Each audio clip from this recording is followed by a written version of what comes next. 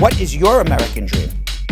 My American dream is to make sure that we are not impeding for anybody else to come into this country and be an American, you know what I mean? Don't make it difficult for them to be here. That's all I would say. And my American dream is to make sure we give everyone, not necessarily an equal shot, but an equitable shot at the American dream.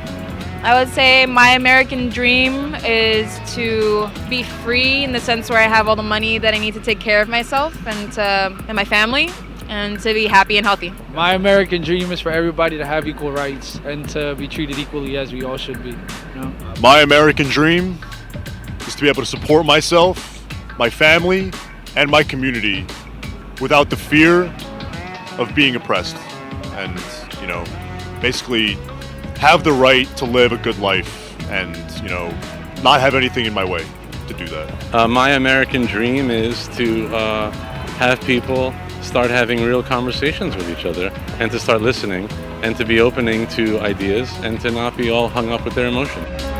Everyone has a right to the American dream.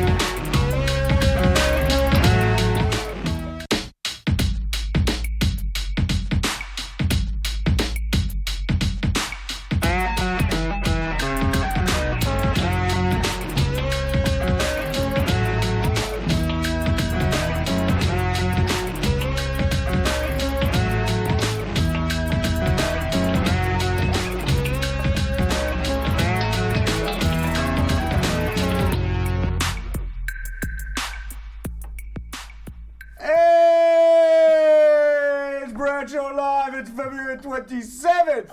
Why did he do that? What's happening at the Jersey Shore? That's quick. Why What's happening at the Jersey Shore? Why did we have to bring it up? What's going on at the Jersey Shore? We have to fill we have to fill the squad on why you're starting the show that way. No, we cannot. Right. I don't want any man to come and kill me. We're just discussing different accents and dialects, right. and the squad is laughing at my Jersey accent, which Correct. I don't think I have, or my accent? folks. No, I don't know. You did not have a Jersey accent. I don't have the accent, but that's some of the accents you can find in New Jersey. You sound more, if anything, like California. Do I? I love California. Well, Yo, you're from Cali. Would I fit in? You would. It's crazy because people say that, like, whenever I go back home, they're like, "Oh, you sound like you're from New York now." No, I'm gonna tell you something. Nesquick to me sounds California, and I love Cali. Baby Boy sounds Philly. Philly, yes. Oh, you really? sound Philly. Oh, Nesquick sounds. I like that. Nesquick sounds California. And Uncle Brad's Long Island. Long Island. Strong Island. Strong Island. That's right. Nesquick. Hey, Brad. I understand today is Dominican Independence Day. It is. So to all our Dominican friends out there, including the beautiful lady next to me. Yeah. Happy Dominican Independence Day. Thank you so much. And let's say hello to the squad. Nita God Pickney, how are you? Donna Bless Squad up. Mia Montauk, Asset Lindo joining us. Carol Anderson the Tiger. Yeah. Jeffrey Jafar. Or Jafar. Jafar. if you're European. Jeffrey Jafar. But I look at it as Jeffrey Jeffer. Where is that? He's right there. He says, "Hey, Brad, I found my adjustment last weekend. Is that gonna?" Yes, it's gonna do something. Tonette Soboless Robinson, how are you? We got half a question from Jeffrey Jeffer. Deion Watson, Elizabeth Francis. I don't know why I'm making fun of everybody today. You better watch out before they start making fun of you. They will. They will. Eventually, if you make fun of enough people, karma's a bitch. I was just going to say, karma will come bitch, for you. right? Yeah. Lisa Blick Rose, how are you? Renee Stewart. Barbara Lord, how are you? Christy Consali. Jessica Levy, Joelle Reed, Squad Up, Deion Watson, Angela Barrett.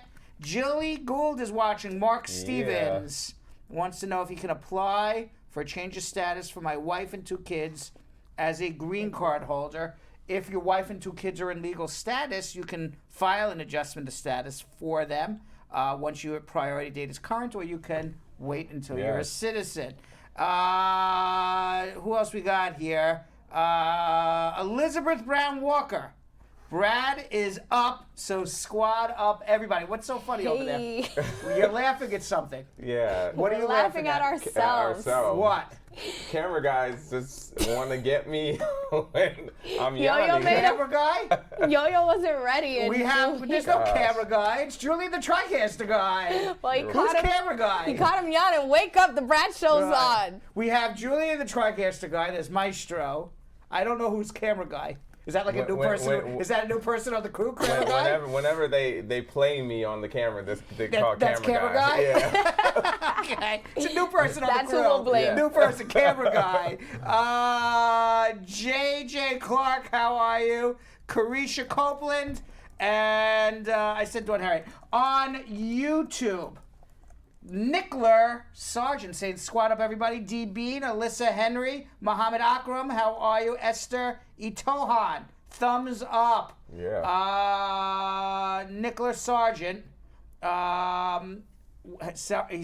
they're sorry to bust the bubbles. Who's Bubbles? I'm not sure, but I'm actually asking for a friend. Yeah, right. Yeah, right.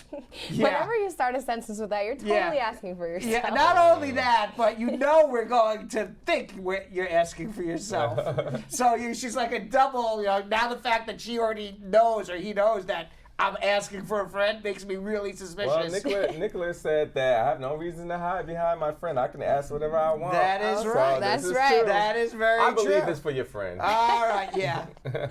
I believe you. Nesquick. Yes. Is it asking for a friend or asking for him or herself?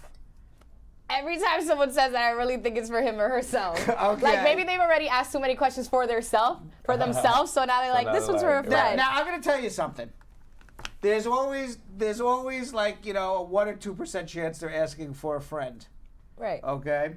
Just I chances think in are this low. particular instance, Nicholas Sargent is in fact asking for a friend. For a friend, yes. At this case. Jessica Levy, Joel, squat up. My love's D. Bean from the coffee shop. Has a question too. We'll come back to that in a little bit. F.A. Lana saying hello, squad. Wael Millie, high phone number. Hi. 1-800-529-5465. It's that number you Scrolling. see scrolling that way. 1-800-529-5465. We need like a jingle. Yeah. Yeah. Like a 1-800-529-5465 jingle that will get in people's heads. I'm not good at that, so don't look this annoy way. I was like, wait, are you good with jingles? No. and annoy them. You know, like when you get that jingle in your head and it's so annoying and you're like, I'll do anything to get that jingle out of my head. But it just stays in It there. stays there? Yeah. And we need one of those. I think you have to sing it, Brad. I don't know what it is, but we need one of those. That would be pretty awesome. Yes. Ren Stew, how are you? Donald Horton, squat up. Kiki says, happy Thursday at Brad. And Drew Berry, happy Thursday, by the way. Love me. Sweet Dot with a question. We'll get to you in a little bit. Kiki says, I skipped over the question. I did not skip over the question. Yonathan, Yo-Yo Boy. What? You're not Yo-Yo Boy. Yeah. Yo-Yo Elias, Baby Boy, has that question locked up and going to ask that in our got you, Kiki. social media round. I got you. All right. And on Instagram. Time out. I just want to shout out, it's Kim's birthday. There's a Kim on here. She says, it's my birthday today, guys. Happy birthday, Kim. All of 30 Kim. today. Happy birthday, Kim 30 years old. Thanks for dirty watching 30. on your birthday. Dirty. Yeah, rub it in 30.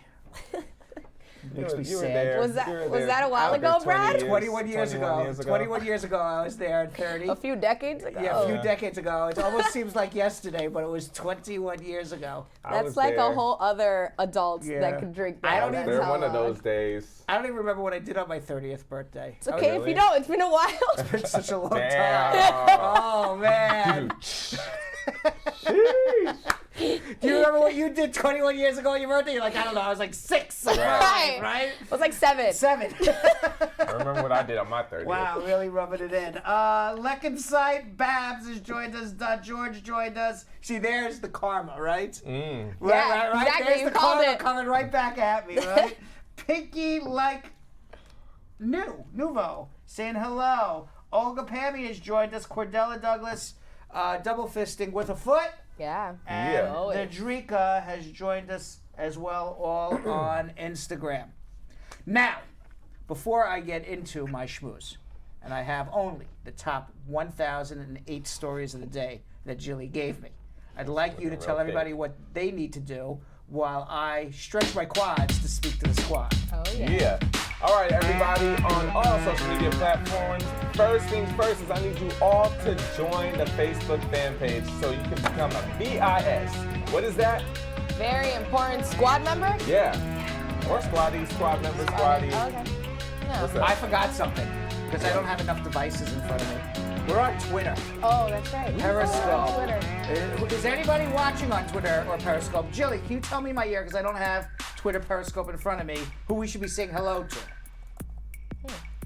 Hello to everybody on Twitter, Periscope. There you go. There you There it go. is. He said hello. We're gonna get our hellos to them.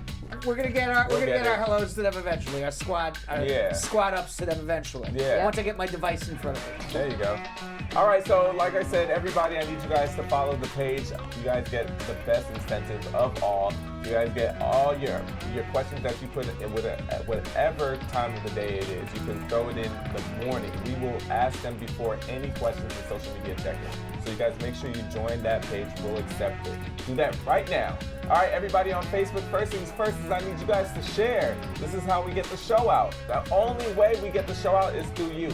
We could be here talking all day and nobody sees it. If you guys don't share, nobody sees it. We want to build. This is how the show keeps on going. If nobody calls the show, then we have no show. We're not gonna be here. By the way, Barbara Lord said when she was 30, she was manhunted. Oh. She was manhunted at 30. That should just be for an interaction. If anyone is over 30, can anyone tell us what fun you had at 30 in the comments? I'm going to tell you something. Barbara Lord at 30, she was single and ready to mingle there, right? It sounds like she was mingling. I was married with 2 kids at 30. Really? Yeah. Yeah, that's good Oh, times. Yep. Good times, Brad. Right. The only difference now at 51 is I'm unmarried with 2 still kids. kids. So I still have 2 kids. They're alive and they're well. still there. I did a good job. They're still alive and well. Glad to hear it. So good. All right, everybody, we also need you guys to interact on Facebook. So like, love, smiley face, sad face, wow face, whatever you are feeling. Use your thumbs. Not only with sharing, but showing interaction and also talking to us through the comment section. And of course, put all your comments in the comment section right now. What are we going to do on YouTube? Alrighty, squad. So on YouTube, if you haven't already, make sure that you press that subscribe button and you also press the bell so that you're notified every time that the Brad Show is on live. You can also share this as a post and let people know that we're going on. We're going to be sharing some news and answering immigration questions. And I have a question for you. How are you going to shame people into giving thumbs up on YouTube? We are very low. I was getting there. You shame them. You did such a good job yesterday at shaming. We're on an okay start, but we're not an okay kind of team here, squad. So let's be great and make sure that you thumbs up. I'm going to keep track of this. So on YouTube right now, we only have 28 thumbs up. And there's 100 people watching. I think we can do better than that. I actually know we can do better. Now, I want you to know, okay, I saw Nesquick in the elevator, and she's like, the boss lady's here. All right? And you said she is the boss lady. Yes. And she says on this show when I answer immigration questions and when I stop answering immigration questions. Yeah. The boss lady speaks, and the boss lady says, how many thumbs up for me to start answering immigration questions? That's going to be my new thing. I'm going to say, Brad, no more calls until we get some more thumbs up, okay? You guys, it's so important to share all the great information. It's why most of you watch every day. Let's get the show out there. It's so important with all the information that Brad is providing so that we get there out there to as many people as we can.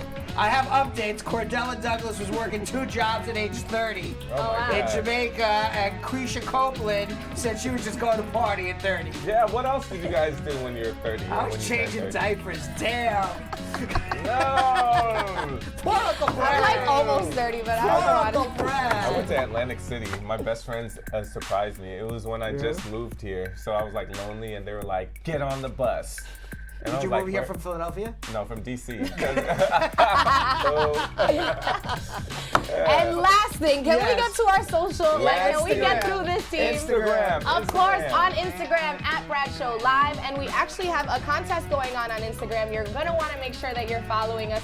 You can have the opportunity to get a $200 consultation with Brad for free. All you have to do is like this post, the image that's up right now. You just have to like it and tag, you have to comment, and when you comment, tag 5 friends. If you comment again and add another 5 friends, every time that you comment and tag 5 friends, you have the opportunity to enter your name more than once into our name machine. Yes. Which we pick a name out of every Wednesday. And we'll make sure that we see who wins that consultation. $200 value for free. So make sure you're following us on Instagram and tag your friends. And by the way, perfect example of Nesquick being boss lady comes in here and says, this is no longer the machine. This is the name machine. The name Boss machine. lady has spoken. Yes. All right. What else? That's it. Now we're about to schmooze, guys. With Brad. Boss lady. I like it. We're going to keep that up because I'm here for it. So it is Dominican Independence Day, and happy Dominican Independence Day. Yeah. February 27, 2020. It's the 176th anniversary of the Dominican Republic. I didn't realize the country was that old. I would have, because a lot of the Caribbean countries gained their independence in the late 50s and 60s. No, we were one of the first. Wow, not. I did not know that. Dominican Republic is also the first country that Christopher Columbus arrived in. Yes. I knew that. Yeah. I knew he actually did not arrive in America. No. He arrived in the Dominican Republic. Yeah. Now, after many years of being a Spanish colony and then being occupied by Haiti, it was in 1838. The founding separated. father's name is, do you know? The founding father? Of Dominican Republic. I only know it in Spanish. Juan Pablo Duarte. Juan Pablo Duarte. Yes. Yes. He created a secret society named La Trinitaria. La Trinidad. Or as we say in Long Island, La Trinitaria. Lo Trinitario. Yes. Yes. In which he, along with the other leaders, Francisco del Rosario beautiful. Sanchez Yeah. and Mateus Ramon Mella, Yeah. fought against the Haitian repression to gain independence. And separate from Hispaniola, That and then we is became right. Haiti and the Dominican Republic. It's actually pretty ironic that we're celebrating our independence because there's a lot of protesting going on in the Dominican Republic right now. We had a huge issue with our election on the 16th. So this was actually the first time that the Dominican Republic, they invested a bunch of money on electronic voting. And as people are voting, like an hour into the election, government officials are like, we need to put this to a pause. There's an issue with the count, and there will be no more like election until we figure it out. Wow. Yeah. That seems like a rigged system there. Yes. So because all of a sudden they didn't like how the results were coming in, and then they claim. Yeah. I mean, that would be the conspiracy theory. Yeah. That they claim, and I don't put it past. I don't put it past. Right. They don't like the results, so they said, you know what? We're going to say there's something wrong with the election this was machines. the first time that we had worked with those election machines. Also, it was the first time that the country actually invested, I believe it was over $15 million in these like voting machines for them to not work all of a sudden, and people have been protesting since the 16th. I did not know that. Yeah. And are the protests big going on down there? Like Oh yeah, like all over like the central electoral and like the government, basically like our little White House. Right. Yeah. So were they saying that like the opposition was winning? I mean, Well, the we thing don't with know. the parties in DR, first of all, there's like multiple like parties, but the party that should be leading still was apparently not in the lead. Yeah. So yes, the opposing party. The opposing party was winning. Yeah. Huh. Dang. So something's wrong with the machines. Right. It's So, all so what's going to machines. happen there? You're the expert on the Dominican Republic? We should take.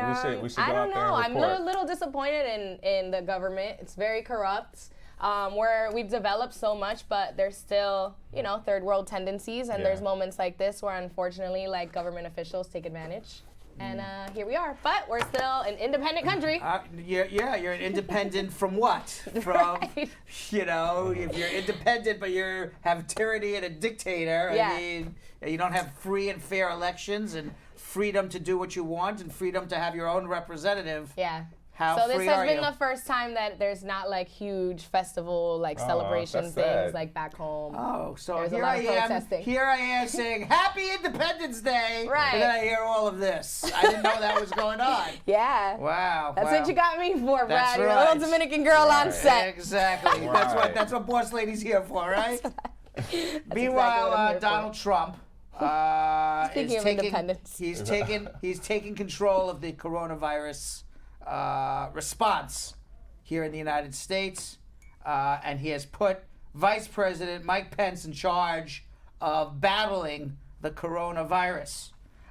Trump said, he says, we're doing really well, and Mike is going to be in charge. He's not the czar. Don't view Mike as the czar, but everybody has to pass whatever they're saying and doing through Mike Pence. Now, the White House news conference, alongside members of the administration's coronavirus task force and health officials, the president insisted that the risk to the American people is very, very low. Now, there's an issue with Mike Pence being in charge of the coronavirus response because he did not do a very good job when he was governor of Indiana in response to HIV. As a matter of fact, he is blamed by almost every healthcare professional, for an HIV outbreak in Indiana because as a conservative Republican, he prevented new needles, clean needles, from being given out to people who were using drugs, and as a result, people were using dirty needles, and there was resulting was an outbreak of HIV in Indiana. So this is exactly who we should trust with the coronavirus. It was the state's worst outbreak ever. So now Yale epidemiologist Greg Gonzalez, who conducted the research linking the Indiana HIV outbreak to Governor Pence's policies, tweeted that the decision speaks of a lack of seriousness by the White House. He tweeted, "Oh my fucking God!" He's putting at Vice President. This is the lead Yale epidemiologist. His first tweet is, "Oh my fucking God!" All right, I mean, I have to say something that scares the hell out of me when like the Ivy League guy freaks out and he's like, "Oh my fucking God! Look who's in charge of this coronavirus." He says he's putting at Vice President Mike Pence in charge of #coronavirus USA. This is a man that totally botched HIV outbreak in Indiana. This is not a good idea and speaks to a lack of seriousness at the White House. Yeah, that's scary. Yeah. Meanwhile, I read up a little more on this coronavirus. It's really. Oh, what'd you discover? I'll tell you what I discovered. Because is it true that black people are immune to it? It is not true. Damn. It is not true. Yo. It is not true. No one is safe, Yo-Yo. No one is I safe. read an article. No. I have to. Yo-Yo. Did you see Yo-Yo, that? that is an urban myth. Black people. Yo-Yo wrote the article. Black people are just as susceptible to the coronavirus as white people, as Dominican people, as Chinese people, As anyone. and quite frankly, every people, no matter where you are, is susceptible to the coronavirus. I'm still gonna believe it. Yo-Yo thinks he's not going to Putting get out it. fake news, Yo-Yo. Yo-Yo, that is not Research true. it, guys. There's an article out there. No, there's not. Now, we talked about yesterday. That is fake news, Yo-Yo. Now, we talked about yesterday that there was based on the statistics, there was about a 3% probability at the moment of dying from coronavirus. And there's a less than 1%. We talked about this yesterday on the show. And a less than 1% chance of the flu. And now the New York Times came out. They must have heard our show yesterday. Of course. Okay. And they came out with an article. Usually happens like that, right? A lot of the late night shows see what we do and copy us. Yes. Right. So now the New York Times is as well. So they Add them to the list. saw our show yesterday, and then they came out with an article today. I don't know if they saw our show, but there was an article today that's fake news. Right. Okay, I don't know if they watch New York Times watches. It's a newspaper that's an inanimate object, but maybe someone from the New York Times watches. Right. Nevertheless, it has nothing to do with what we were talking about yesterday, but they came out with the same subject matter in which we were talking about yesterday. the odds of dying from coronavirus. Oh yeah, which is important. Yeah, it's for very us important to know discuss. because everybody's scared and everyone thinks if you get the coronavirus, you're a dead human being. Right. And the fact is that the fatality rate in China was 2.3%. Now, what they're saying, though, is that almost 80% of the people who got coronavirus. Are you listening, Yo-Yo? This is really important. Yes, this is for I was the checking show. us on Twitter. I know. No, but, I'm but listening. this is really, really important. 2.3% of people in China who got the coronavirus, based on their statistics, died. Right. However, 80% of people who are exposed to coronavirus, scientists believe, only show symptoms of a very bad cold or a mild flu. So they believe actually that there are a lot more people in China who That have had the it. coronavirus that were not counted as having the coronavirus because it was they just were like it was like a flu or a cold yeah. or a cough, and they didn't have a fever, they didn't get pneumonia, they didn't need to be hospitalized, Right. they were not seriously ill.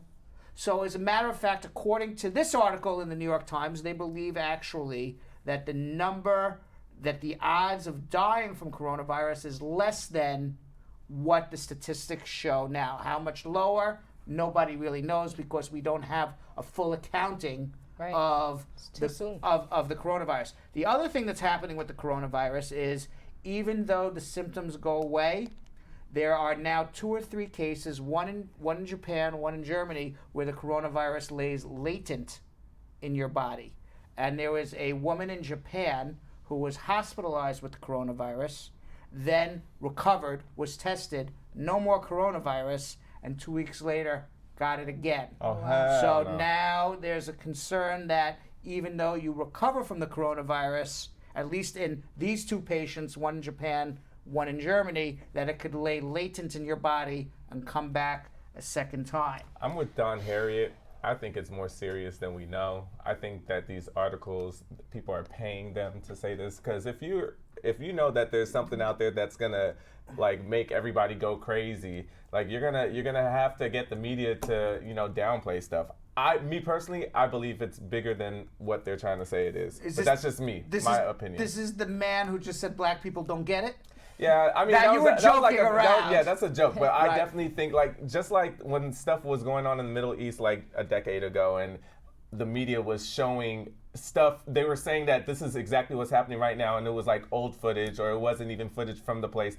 Like that's what the media does. They control our minds. I think it's bigger. Now I'll give you my advice, my opinion. Okay. Go to the local store. Go look at the back of a Clorox bottle. Lysol too.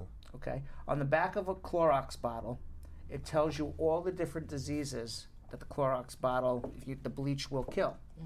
On that list is coronavirus, which means coronavirus has been around a lot longer than these last couple of weeks. Oh, wow. It's been around long enough for Clorox bleach to put coronavirus on the back of their instruction to say wow. that it kills it.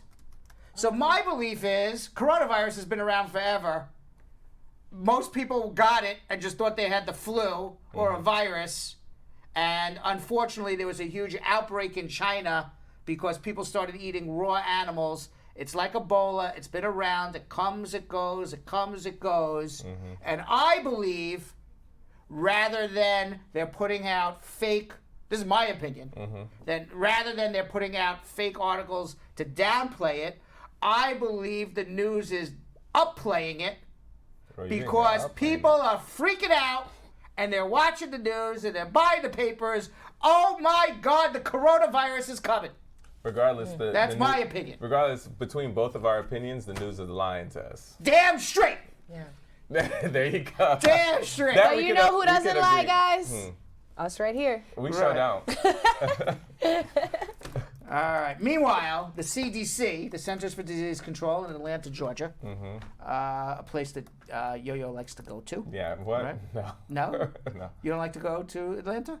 Oh, Atlanta, yeah, but not the CDC. No, you don't like to go to the CDC, but you like to go to Oh, I Atlanta. thought you were talking about the Right. Place Yo-Yo likes to hang out, the Centers for Disease Control. You mean that's you not like where going you're to going? I Atlanta. do like going to I Atlanta. know, it's one of your favorite Yeah, places. yeah, I do. They have given some suggestions on how to protect yourself from the coronavirus. Okay. Okay, first of all, Stay if inside. you are going to wear a mask, make sure that your side whiskers, that's you, Yo-Yo, your soul patches, that's you, Yo-Yo, the handlebar mustache, not you, they're good to go. Okay? Meaning that you have to be able to get the mask Over it. over it. So it has to be all over Correct. this. Because what the hair pulls the mask off your face and the virus can come underneath. So for people who have facial hair, you should be shaving. Oh. Yep. Oh, no, I ain't shaving. Yep. Now, mask and have to take me long like stubble, a beard, mutton chops. Mutton chops, those are the big things that come down here. People still do those? In Tennessee, yes.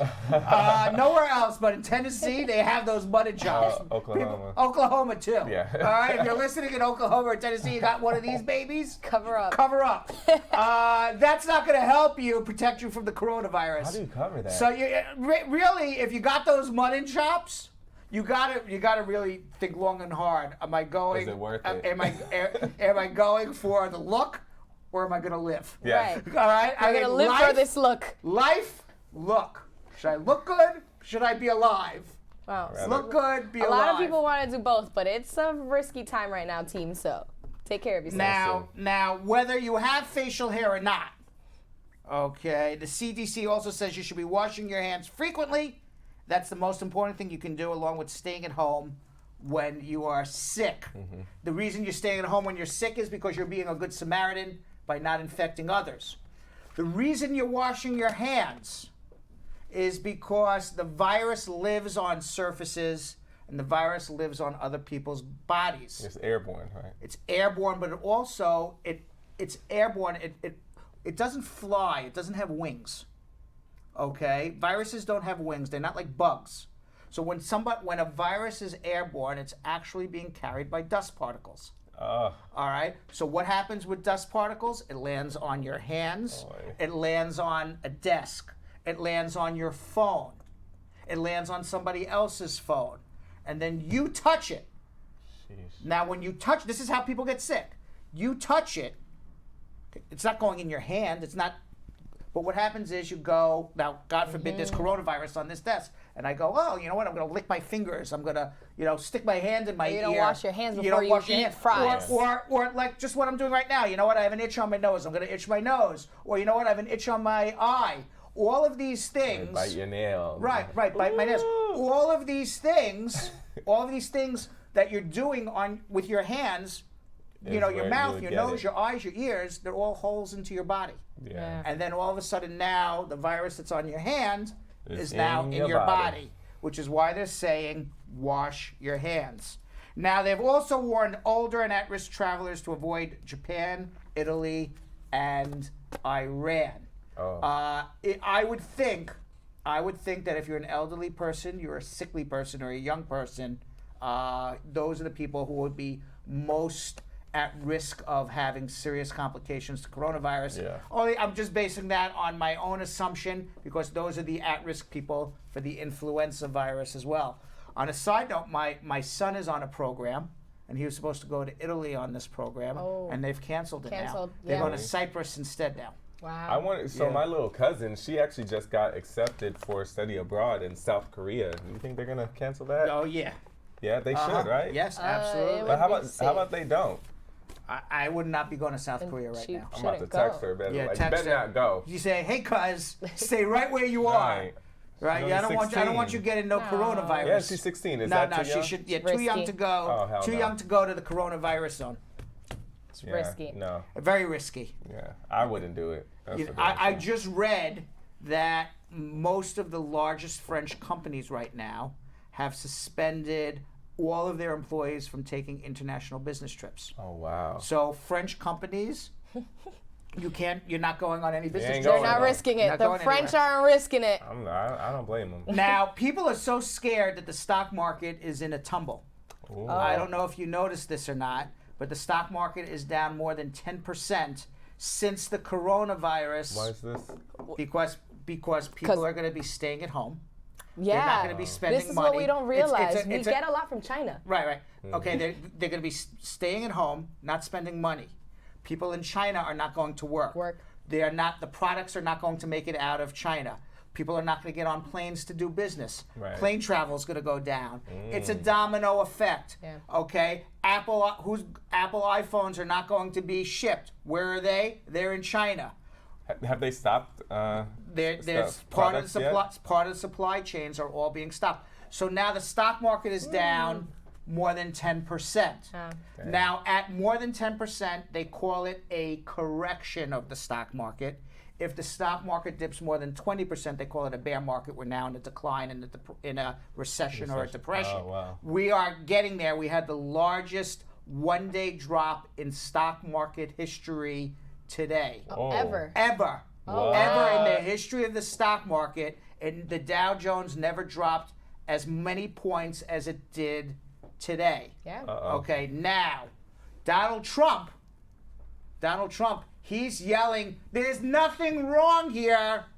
We're in good shape." Of course. And I've put Mr. HIV infection himself, Vice President Mike Pence in charge. We're good.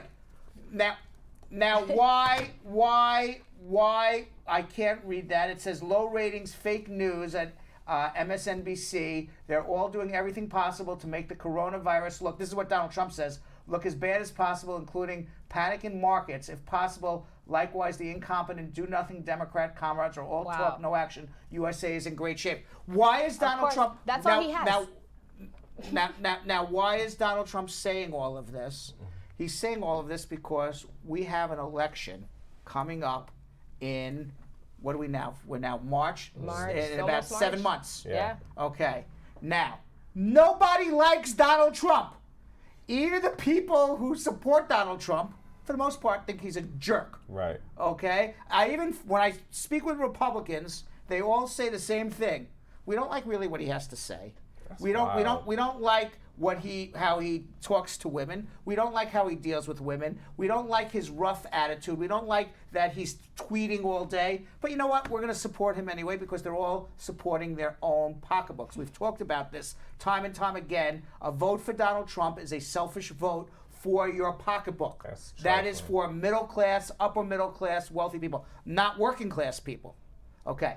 If the stock market goes down 20%, we're in a recession. Yeah. Who's voting for Donald Trump now? Ha! And Jeremy Goldberg said he misspelled coronavirus. Yeah. Exactly. Okay. Exactly. Yeah. And exactly. Exactly. So CARONA. So he needs the economy. This coronavirus came at the worst time for Donald Trump. Right. The only thing that derails Donald Trump is a bad economy. So that's why that's he's the saying only good thing that comes now. out of it? Now, in 2019. There were 44 mass killings in the United States with 224 deaths. Okay. Wow. There were more people died of mass shootings in 2019 than have died in the United States of coronavirus. Wow. Okay. We're not talking about any mass shootings. All we're talking about is coronavirus. Right. Just yesterday, at a Coors Factory brewery in Milwaukee, 5 people got killed in a mass shooting. Jeez. The gunman was a 51-year-old Milwaukee man who died by suicide. Wow. That was a total of 6. In an email sent to employees by the CEO, Gavin Hartsley, he wrote, "Unfortunately, I'm devastated to share that we lost 5 other members of our family in this tragic incident. There are no words to express the deep sadness many of us feel right now. He was a disgruntled employee. He got fired or laid off. He came back to the factory and just started shooting up the place." That's what I was going to ask next, if he was a former employee. That's so scary. Wow. So we're talking about everyone freaking out about coronavirus, and I think really what we need to be freaking out about is all these guns and violence in America. Yes, be concerned about coronavirus. I'm not saying not to. Right. I'm just saying there's a lot of other things that are killing us that we don't talk about other than coronavirus. And finally, we have to get to this as well. And there's so much here. I'm not even going to get to everything, but I would be remiss not to talk about Harvey Weinstein. Ugh. Yes. He was convicted of rape and a criminal Good. sexual act. The once powerful Hollywood mogul, he was found guilty of rape in the 3rd degree, capping a landmark trial of the #MeToo era. The jury in New York convicted Weinstein, he was 67 years old, of 3rd-degree rape of Jessica Mann, a former aspiring actress, as well as a count of criminal sexual act in the 1st degree against Mimi Haley, a former Project Runway production assistant. Now, there have been allegations, although these are only 2 women he has been found guilty of. There's going to be another trial in Los Angeles. But there's certainly been allegations by 40, 50, 60 well-known actresses that Harvey Weinstein was either sexually inappropriate or literally raped them. Wow. Okay? This is only 2. Now, Harvey Weinstein, right before the jury came back, he was joking around because he believed, I don't know, I never spoke to the guy, but based on what I've read and what I saw, he believed he was getting off. And the reason why he believed he was getting off is that there was testimony that he had a relationship with these women, and as a matter of fact, the women had called Harvey Weinstein after the rape occurred to ask him for help with their career. So his position was that it was a consensual, and how could I rape somebody And still be in contact. and then still be in contact with them after? And what got him convicted was that there was a psychologist who was an expert in rape psychology of women, who came and testified to say that sometimes is an appropriate response by a woman who tries to think that maybe she did something wrong rather than the actual accuser, the accused or the rapist. And as a matter of fact, the jury understood that from what the psychologist said, which I thought was really almost, a landmark situation when it comes to understanding rape and sexual abuse and having power over somebody else. Because people say, well, she went up to his hotel room, so therefore she was expecting it. So, or she wore something provocative, so therefore she was expecting it. Neither of you, if I go up to apartment 9J with Yoyo, I'm not expecting anything to happen. But a woman should now have to, should be expecting it. Yeah. And what the psychologist said is that in essence, it is very typical for women to respond this way. And the jury believed the women who gave very detailed stories of the rape of them by Harvey Weinstein, and he's going to jail for life. Wow, for life. And that for life. And he was a once most powerful man in Hollywood.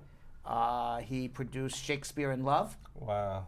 Which unfortunately is one of my favorite movies, but now I'm not going to watch it anymore because I know he's the producer. I don't want to give him any money. Nasty. But I love that movie. Wow. But no more. That's sad. Jill wants to know, once he's in jail, does he get money? And the answer is, I don't believe so, because the movie was produced by Miramax, so I don't believe he's part of Miramax anymore. I believe that the royalties But he still would probably get royalties. I don't know enough about the deal. He's gonna put money on his books. All right, we got to get to some immigration questions. Yeah. What the Why don't you squad's tell all everybody here what they need to for. do? All right, y'all. It is time for Facebook to start your watch parties. Watch party. Yeah. All right. This is a big party. This is a time where you guys actually take this video from our page and put it on your page. And the way you do it is just like this finger doing.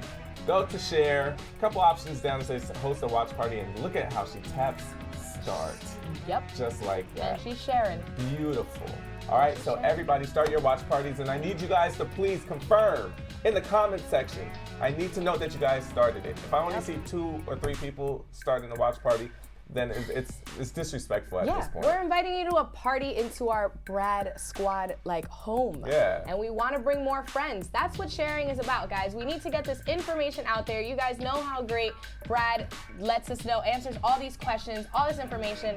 Who needs to hear this? You need to hear it. Someone else out there needs All to over hear the it. world. So share, share, share. Yes, and what are we gonna do on YouTube? And on YouTube, guys, subscribe, turn on that notification bell, and you can also share on here as well. Share it as a post.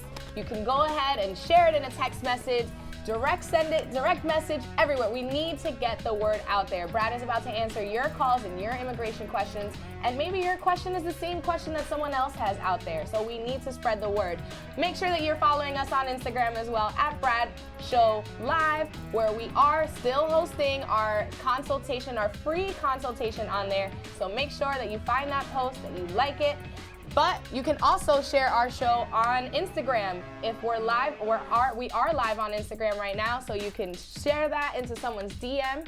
And while you're there, make sure you find this post and comment, tag 5 friends, comment again, tag another 5 friends. That'll enter your name twice, so on and so forth. The more you share, the more we give, Brad Squad. How's that, right? I love the it. more you share, the more I'll we allow give. Brad to answer Ooh. questions. I like that, boss lady. Yeah, boss lady. I like that. Boss By the lady. way, boss lady, we only have 50 thumbs up on YouTube. Does that allow me to answer any questions? Well, okay, there may have been a little misunderstanding because we got a lot of thumbs up at one point in the comments. No, we're not asking for thumbs up in the Yeah, comments. we They need thumbs up misunderstood you. right under the video, guys. There's a gray thumb, and Turn by it you blue. clicking on it, you're gonna turn it blue. Click So on right it. now we're at 55 of those, and we need some more blue thumbs up. So if we could get some Do it of right that. now, guys. And same thing, there's so many more shares on Facebook. 44 shares, but we can get that up. You guys have seen more. Yeah. You guys have seen more? We used to get up to 1,200 shares. Come on, guys. I on want to see Facebook. that. I have yet to see that in my Man. time here on the It was- show. It was great. Come See? on, guys. I'm Damn trying- it, boss lady. I'm trying to be on here every day for y'all, and I can't even get over 100 shares on Facebook. If you Like, guys do rumor that, has it. right. Rumor has it you guys had all these shares. there's no rumor. Huh? You I can want to check. see it. You I can want to check. see it, You, team. you can Fact. check with the Brad Squad because I used to give contests and we got 1,000 shares. You get free everyone was getting free consultations, right? Yeah. What? And everybody was rooting each other on in the comments Let's section. bring that back. Again, Get the back. more you share, the more we give. But in the meantime, let's get to what everyone's waiting for, y'all. Answering your immigration questions. Getting answers. I know. That's That's usually y'all. I was about to say it, but That- you just went in. Sorry, I got excited. I used to, it's okay because I used to say it and flub it every time and Every make up single time. every single time. I'd be like, this is the time when I'm answering your immigration questions, or I would never get getting answers. So then I, I just Okay, started doing sorry. I finally gave it over to Yo-Yo. I said, you know what, you announce it. You know what? You can have. Sorry about that, Yo-Yo. That's It's all all good. you. It's all good. Answer those questions, All right, Brad. let's go to Abiodun in Ames, Iowa. Abiodun, Hi, good evening. how are you? I'm good. I have a question. On 2017 March, I filed VAWA petition. Uh-huh. I received a request for evidence, and I was able to send the ones I have through my lawyer. But since then, I've had nothing from them. So December last year, I tried to file the adjustment of status so that I can at least walk. Sure. But and I did the waiver, the fee waiver, Right. but they rejected it. Okay. January 27, they sent me back and told me they rejected because of the fee waiver was denied. So Oh, my they said question is, your VAWA was denied. no, they said on the fee waiver.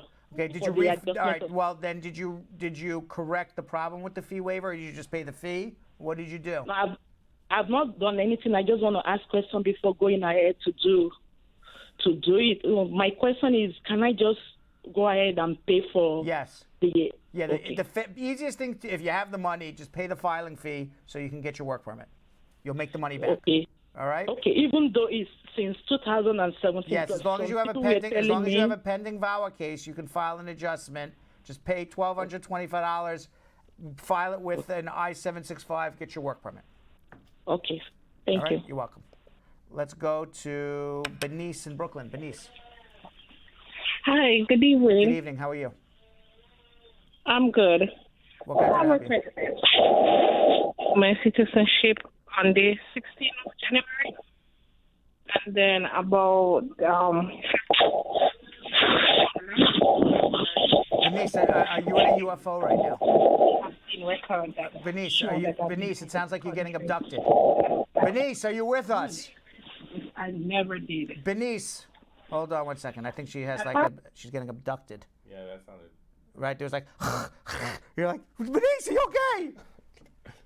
All right, let's try to get Bernice out of the UFO. Kenzak in Huntsville, Alabama. Kenzak. Hey, bud. Hey, what's up? Yeah, one more. I have one more good news and more work to do. Yeah, just to update my case, right now I'm a U.S. citizen and I've been living in U.S. for more than 5 years. Well, that's all good news. And right now my wife is pregnant and she's living abroad, and I have the I-30 I-130 approved, and it's on the NVC now. Okay. So they send me the letter already to provide further information. But I have questions, like 3 questions. I want to know which form I'm supposed to file. I mean, for the I-864. Should I do the I-64 and then the I-864W for the kid? I mean, for my daughter that's gonna be born. Well, there is no child that was born yet, right? Not yet. Now. Okay. When the child is born, that child is going to become an automatic citizen because you're a father who is a U.S. citizen who's been living in the United States legally for more than 5 years. Yes. So you don't have to do anything for that child other than bring that child into the U.S. Embassy, prove you were a U.S. citizen when the child was born, and prove you were living in the United States for 5 years prior to the birth. Okay. And then the child will get a U.S. passport. Okay, so I will have to apply for the child to get a U.S. passport. No, you just have to take the child. Yes, you have to apply for the U.S. passport, but it has nothing to do with an affidavit of support. You just got to bring that kid into the U.S. Embassy. Okay, perfect. That is for the child side. Correct. So for my wife now, for the which one am I going to use? I-864. I-864 for my wife. Correct. Okay, in this case. All right. Yeah, the next question I have is on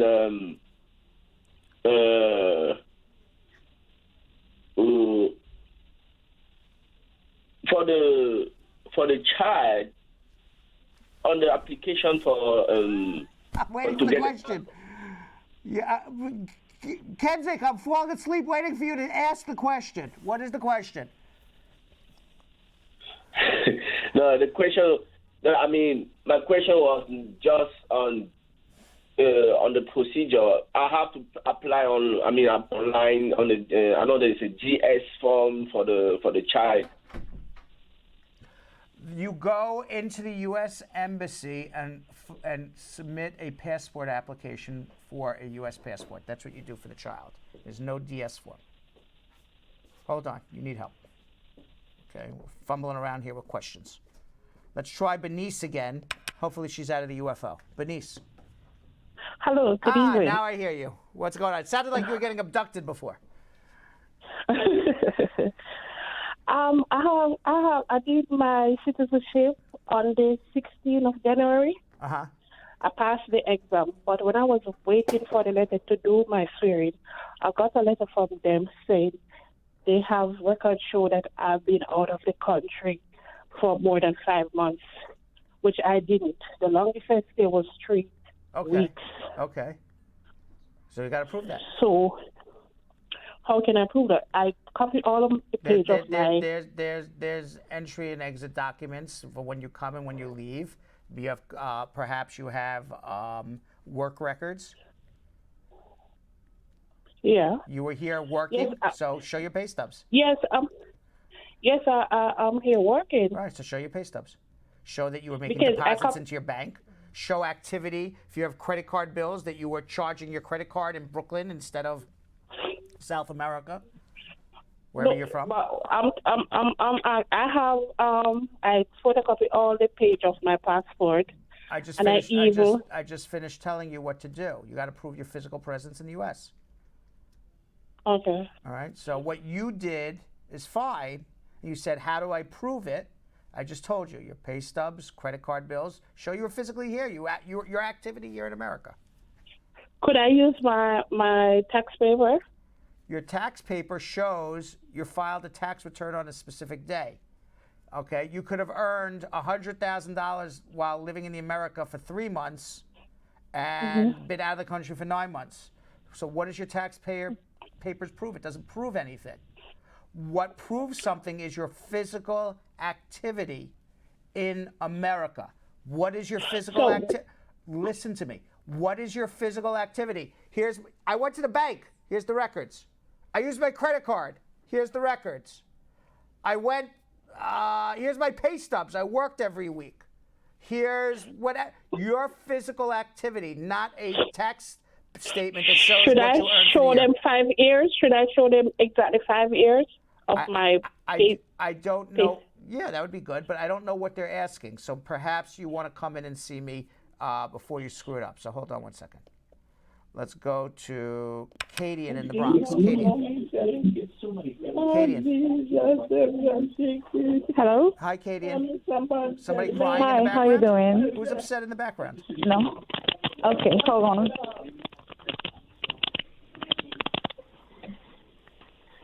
I think Cadian was abducted by the same Yes. UFO that Denise was.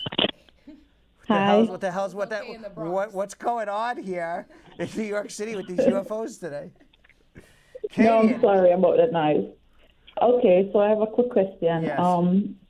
About the advance parole. My sister has advance parole from last year, and she want to know if it's safe for her to travel out of country. As long as it's valid and she has a pending adjustment, why not?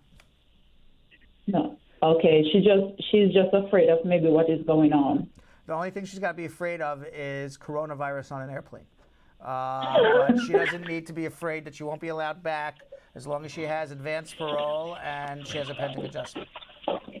Okay, great. Thank you. All right. Enjoy the trip. Let's go to Danny in Tamarack, Florida. Danny. Hello. How are you, Danny? I'm good. How are you? Good. What's going on? Oh, so I have a question. In regards to my I-485, Yes. I got requests for initial evidence, and one of it states that based on my documents that I've submitted with the form I-864, they're saying that my affidavit for the joint sponsor, it did not meet the 125% of the poverty guideline. Okay. However, the person that I used, the person been making for the last 3 years, it's over $42,000. How many people are in their family? With me, it's 4. Okay. So, my guess is, that unless the person at the U.S. government is blind, literally, and can't read a tax return, my guess is that you're looking at the wrong line on that person's tax return. Are they an independent contractor or they have a W-2? Independent. Exactly. So their gross income is $42,000. But then as an independent contractor, they have a smart accountant. And the smart accountant, let's say, I don't know what the guy does. Let's say he has a truck. For the let's say he has gross income. Let's say the guy has a truck. Let me explain how this works. Okay, I have no idea what he does, but he's an independent contractor. He has a truck. Well, I got to pay for my gas. I got to pay for my uniform. I got to change the tires. I needed a new, something on my truck, a new handle. So after all those expenses, although I made $42,000 driving a truck, I have $25,000 in expenses. So my net income is $15,000. So you have to look at the net. You have to look at the net, not the gross.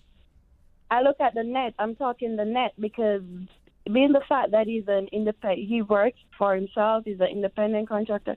He do pays himself because I send him. Okay, well then I'm not looking at the tax return. I would bet you 9 out of 10 that you're not looking at the net. You're looking at the gross. Gross doesn't mean anything. It's the net income. And my guess is that immigration's right and you're looking at it wrong, although immigration could be wrong. But I would say 9 out of 10, the guy's net income is not above the poverty, 125% above the poverty level. That's my guess. You wanna have a consultation with me, show me the tax return, and if immigration's wrong, we will fight it out. But it sounds like you need a second affidavit support. So hold on 1 second. Let's go to John in Indianapolis, Indiana. John. Hi, bro. Hey, how are you? I'm fine. I'm trying to ask a question. Yes. I recently got my 10 years green card. Uh-huh. And 2 days after that, my wife filed for divorce. Does it really mean anything? I don't know if I need to notify the immigration or something like that. No, you don't need to notify immigration or anything, except when you apply for your citizenship, they may question the bona fides of your marriage, because it would be shocking that 2 days after you get your 10-year card, everything was great in your marriage, and then 2 days later, 48 hours later, you guys break up. So they may question the bona fides of that I-751 when you do your citizenship. So before you file anything with citizenship, I would suggest you speak to a lawyer in a confidential in a confidential conversation. Okay. Got it? Okay. Hold on. Let's go to Marcia in Mount Vernon, New York. Marcia.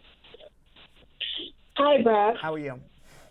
I'm good. So my question is, if a green card holder who got their green card through marriage and is now divorced, married a non-immigrant who is presently in the country, will it be an issue for either party when they're adjusting their statuses? If the marriage to the second husband came within 5 years of the green card, yes. Oh. All right. So also, does the green card holder have to wait a period of time before remarrying? The green card holder can remarry whenever they want, except the green card holder cannot file for a second spouse until they've had a green card for 5 years or until they're a citizen. Okay. All right? All right, thank you. You're welcome. Let's go to Flip. I like that name, Flip. Flip, oh, it's Philip. I can't read. Yeah, Philip. Yeah. Hi, how you doing, guys? I like Philip too. I just love Flip. I don't know why, but Philip's a cool guy too. What's up? Yeah, they call me Philip sometimes. Hey, how you doing? Good, I got a question for you. I filed for my wife filed adjustment of status for me. Uh-huh. And the thing is, I already got my work permit, and my interview with my wife is gonna be in 3 weeks. Right. But the thing is, like, I got arrested for domestic violence, but nobody pressed the charges, so that's dismissed. But the thing is, they found controlled substances on me, and right now, I don't know what's gonna happen because I got PC 1000 and I plead not guilty. So do you think it's gonna affect the interview? I think if you have a pending criminal case, they're not going to decide on anything until the results of that criminal case are over. If you're found guilty of a drug offense, you're not going to get a green card. Yeah, it was actually plead not guilty. If I finish the program, it's going to be dismissed. Okay, so you did some sort of pre-judicial Pre-trial diversion. Yeah. Fine. So when is that up? That's going to be for a year. All right, so you're going to go for the interview. You're going to bring proof that you have it's still considered a pending case. So they're not going to make any decision till the case is fully dismissed. Okay, so what am I supposed to do? Should I go for an interview? Yes, And, go with the interview and bring the papers that you're in a pretrial diversion. Mm-hmm. Okay, and But they they're not gonna decide what's going to happen. No, they cannot make a decision until this case is resolved, which will be a year from now. But do you think I can still keep my work permit and work in I until hope then? so. Yeah, I mean, they have two choices. They could just deny you, or they can just keep it pending for another year.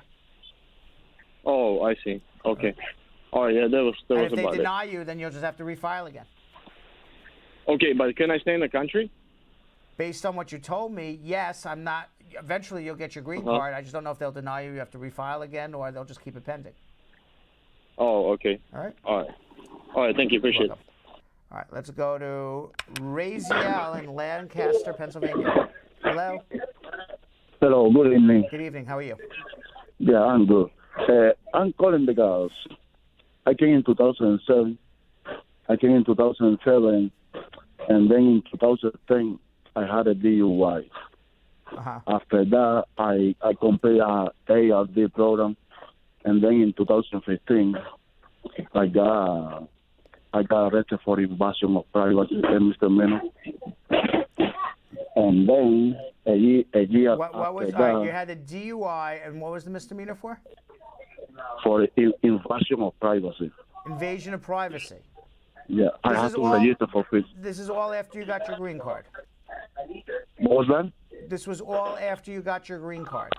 No, after I got my green card right away when I get here in 2007. Raziel, I don't understand the timeline. When did you get your green card? In 2007, When did you have your DUI? 2010, When did you have your invasion of privacy? 2015. So to answer my question, when I asked this all happened after you got your green card, the answer is yes. Yes, okay. Okay. So now your question is what? Right. After that invasion of privacy, You what? a year after that, I failed to register, and then I got another conviction of felony 3. You got a So conviction now for my what? question is, What was the third one? failed to register because I had to register for 15 years after the invasion of privacy.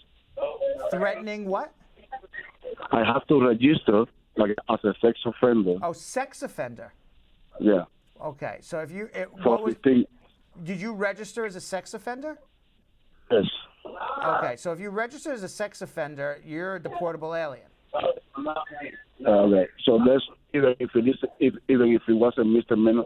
Even if it's a misdemeanor, if you're found guilty of sexual abuse,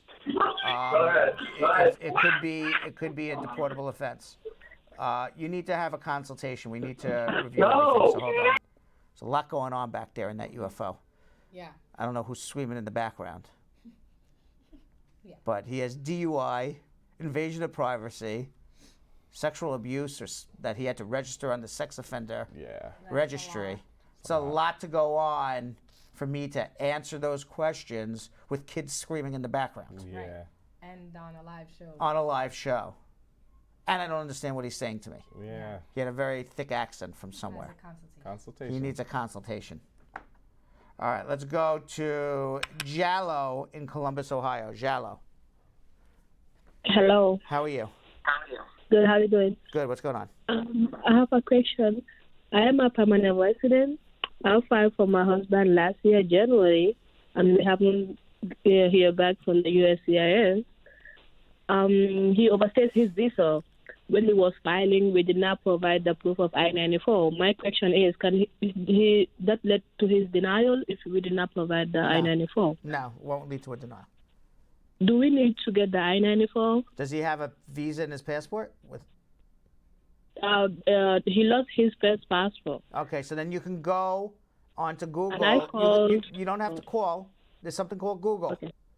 All right, Okay. and Google I-94 Department of Homeland Security. And after you Google that, the first item that you should see on Google is Department of Homeland Security to get a replacement I-94, and you can do it right there online. I do that, but I could not get any access to it. And then I called the USCIS. All right, if I you call spoke to someone USCIS, you who can told speak to me- anybody you want at USCIS. They're not helping you. All right, now Yeah, your next. she did not help me, but Of course, she just I can told tell me you that. if she So your can, next, before 2009, Jallo. you could not get that from the online. Okay, so then you need a lawyer. Hold on one second. Oh. All right. All right. When you call USCIS, it's like you're calling nobody. They're better off just let the phone ring. Right. And don't answer it. I'm telling you the truth. Yeah. Because most of the time, they give little information, which frustrates people, or wrong information that you follow, and then you get really screwed up. Yeah. So to me, if you are calling immigration, you should pray to God they don't answer. Let's go to Nagris in Upland, California. Nargis in Upland, California. Yes. Nargis, how are you? Yes, sir. Fine, thank you. What can I do to help? I had a question. I applied for my mom to come here. All documents were approved. Our I-864 was approved, all documents. Then I received the interview date. It was on February 23rd. Sunday in a U.S. Embassy, Afghanistan. When she went there for interview, they told her at the end of interview, refused her to give her visa because of the public charge. Right. And what is your question? My question is why they did that, because all our documents were approved for financially. We are a family of 3. My husband makes $37,000. Because they changed the laws. There's a second part, a balancing act. So if you make under $62,000, there's a second form to fill out where there's positive and negative equities, positive and negative factors. And your mother's an elderly woman who probably doesn't speak English, is not employable. So those people are going to have problems. She's 58. Right. Those people are going to have problems getting green cards. We talked about this every day on our show for the last month. The poverty guidelines are changed. There's a 2-part test. The first part is... let me finish. You have no question because you had a statement and you want to know why your mother or your mother-in-law got denied, and I'm telling you why. Because doing the I-864 with a tax return from your spouse that he earns $37,000 these days is not enough. Not enough in the sense that the tax return's not enough. There's additional document. You got to show your mom is going to have a job. She's going to have health insurance. She's employable. She's not going to become a public charge. And they have very stringent rules about that now. Add to the fact that your mom's from Afghanistan, in a country. Did the UFO just land in her kitchen? Yeah. I think the UFO just landed. It's just the UFO. There was like ET in the background there. Yeah, sorry. Right. So my case was, sir, the I-64 was approved on August 2019. Our case is from 2018. Why they're applying this rule for us? Because the laws changed, and it applies to everybody now, unless you already got the green card. Oh, okay, thank you. All right. Now, Nargis. Yes. The one question you didn't ask, which would probably be the smartest question in the world. All right? Because so far you called with a statement, didn't ask a question, wanted to know why this happened. I explained it, why it happened. Yes. And then you said, how come they're still applying it to me? Because I said the laws changed. And then you say, thank you. So far, you've gotten zero help from me. So your question should be that you are applying for everybody. Nargis, your question should be, how do I overcome this so I can get my mother here? That should be. Yes. I'm waiting for that question from you, Nargis. You haven't asked me yet. I'm sorry. So I got confused. Yes, that's my question. That how can I get her here? Because she has assets on her own bank account over there. She's bringing it with her. She needs to show that she's employable here. You may need to have a second affidavit of support. You may need to show that she's healthy and doesn't have any sort of health problems. You may need to buy her health insurance. You may need to give a bond in case the government says she will end up on Medicaid. There are ways to overcome this. And everybody, oh my God, ET is going crazy in the background. There's ways to overcome this. I'm sure it's a cute kid. I'm calling him ET. Very cute kid, I'm sure. But there's ways to overcome this, but everybody's individual. We got to figure it out. So hold on 1 second. Don't give up. All right? Okay. Hold on 1 second. All right. Let's go to Mike in Minneapolis. Mike. Hello, Uncle Brad. How are you? I have one question, just one. Yes. So I'm going through my adjustment of status through the consular processing after 2 months, Right. So do I have to sign the form like I-944 and the bond, kind of thing? Uh-huh. So I have to do that too? Yep. Everybody's got to do it now. Okay. Thank you, sir. All right. By the way, it's a 5.5-hour process to do these forms now. What? 5.5. Yes. Were you not listening yesterday? Yeah. Boss lady? 5.5 hours to do this additional form. No. You got to turn your mics on, first of all. Someone needs to get a load. To be part of the show, the mic needs to be on. Because if your mic's not on, you can't be part I of was the show. on low power safe mode. All right, let's We're go. saving the money. All right, let's go. Boss lady counted every penny over there. All right, let's You're go. welcome, Brad. Let's go to Nicole in Sunrise, Florida. Nicole. Nicole, Hello. how are you? Hi. Good evening, Brad. I'm Good good. evening. How are you? Good. What's up? I'm asking. I was listening to the program, the lady that just called about her mother, Right. and my question is similar. What about persons who are filing, like, I'm going to file for my mother who is in her 60s? Like, how does that go? People who are filing for elderly people and people who are filing for children under 18 have a more difficult time than people who are filing for relatives who are of working age. Your mother's going to be in her 60s. Either you're going to have to be able to show that you earn 4 times the poverty level, or that your mother's employable, or that she's going to have health insurance. We got to show positive factors that go above and beyond. I'm 125% above the poverty level on the I-864. So how does it go? It goes different for every person. We got to figure it out. Okay, let me ask you in other words, there's Brad. no. In other words, there's no. Do this and you'll be fine. Everybody's different. We got to figure out what is the positive factors we could add to this case. Positive factors are your mom can still work. She has an education. She has a skill. She has health insurance waiting for her. The income from an affidavit support is hundreds of thousands of dollars. Okay. Those are all positive factors. Okay, so let me ask you a quick question. If I'm gonna file for my husband. He's 35, right? Right. And I was watching a program on YouTube about the new poverty guidelines. Right. But what I don't understand, being that he doesn't have, like, he speaks English, he has a degree, and so on. But when it comes to health insurance and assets and resources, like the assets, I can add him to my health insurance. But what about assets and resources? How does that come in, being that he's not in the U.S.? Well, I don't know what you mean by assets and resources, but you can certainly get a job letter saying that this is where you work, and we understand that Nicole's husband, whatever his name is, will be added on as the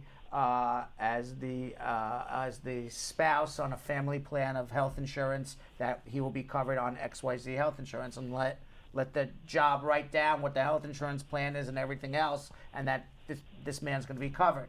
What you may also want to do is show his diplomas and degrees and transcripts and his work experience to show that he has skills and an education to go get a job. And then in addition to that, if you could, get him a job offer from somebody. You know, he's going. That is my question. Like, being that he doesn't have, like, a social as yet. Like, when he comes, he won't have a social. It doesn't matter. You're getting a letter from a company that says when he comes here and he's legal to work, we'll hire him. Oh, okay. All right. I understand. Thank you. You're welcome. Let's go to Renee in Lake Worth, Florida. Renee. Hi, Brad. How are you? 2 quick questions. I'm Yes. great. I want to ask, I'm pregnant now and my interview is coming up. I'm on Medicaid. Would that affect me? Like public child? No, because the Medicaid is not for you, it's for an unborn child, so you'll be fine. Okay, and the next question.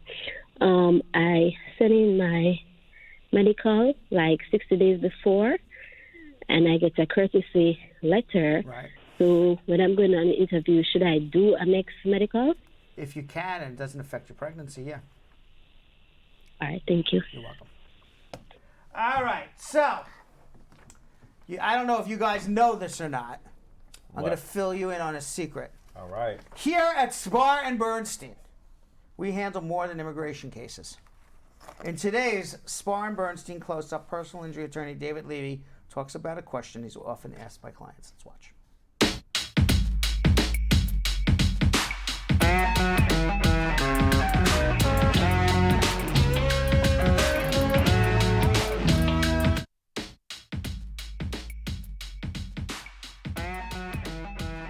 One of the most common questions that I get from personal injury clients is, David, how much do you think my case is worth? And the answer to that is your case is as good as your attorney. The better your attorney, the more likely you're going to be getting a settlement that you're happy with, or a verdict that you're happy with. Quite frankly, it all comes down to the legal representation that you have. The effectiveness of your attorney is going to determine the amount of your settlement, in part. Great attorneys will dot all their I's, cross all their T's.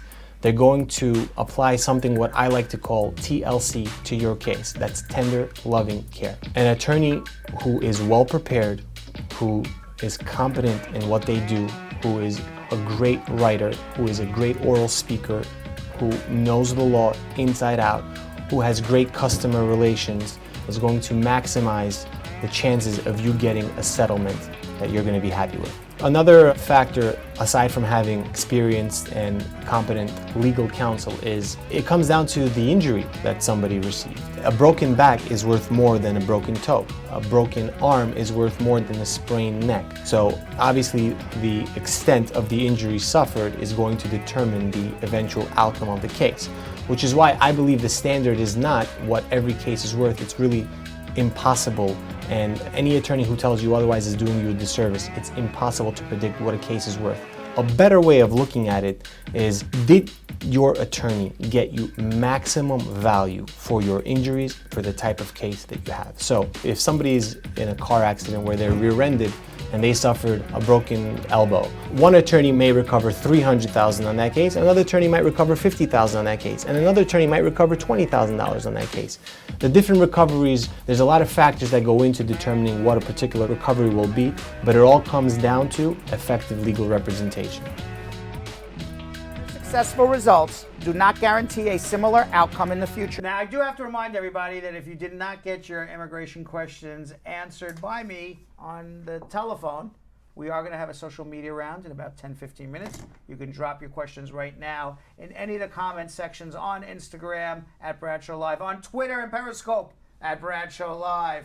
If you are part of the Brad Squad, we're going to answer your first 5 questions out of the Brad Squad membership group on Facebook. You can also drop your comments and questions on our Facebook page at Bradshaw Live, law offices of Spar Bernstein, and on YouTube at Bradshaw Live. Meaning that we've given you plenty of places, plenty, to ask your immigration questions.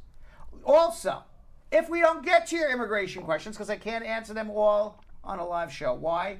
Because this is more than time permits. You can follow me at Real Brad Bernstein on Instagram. If you follow me at Real Brad Bernstein and you've dropped a comment before, I've seen your face, I've seen your name, I kind of know who you are, you look a little familiar to me, you can drop me a DM and I'll try to answer your question as best as I can. All you got to do is follow my Instagram and drop me a DM. However, if you don't like any of my pictures, maybe I'll take some time to answer. Right. Because I'm shallow. Right. You can also follow us at Bradshaw Live. If you follow us at Bradshaw Live on Instagram, you will be watching me on Instagram at Bradshaw Live right now live, because we're live on Instagram at Bradshaw Live as well. And you can also partake. So sorry, guys. Carry on. Finish up. I'm done. You can also partake. You can also partake in the free consultation contest we run every Wednesday. All you got to do is like that picture right there and tag 5 friends in the comments section. Follow at Bradshaw Live. And you... I'm sorry. Oh my God, we got like coronavirus going on over here next to me. We don't. And you will be picked out of the name machine, perhaps, for a free consultation with me for $200.